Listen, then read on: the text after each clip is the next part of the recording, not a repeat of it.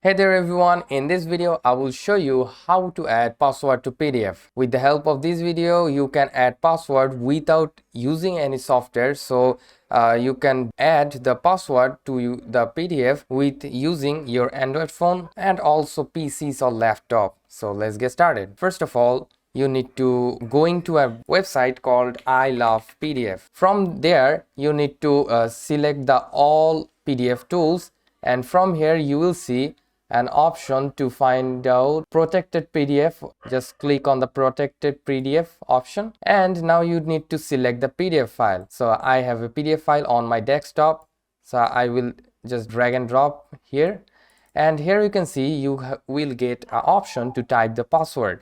Like I'm using the password 1234, and here again 1234. As you can see, the password is now selected 1234.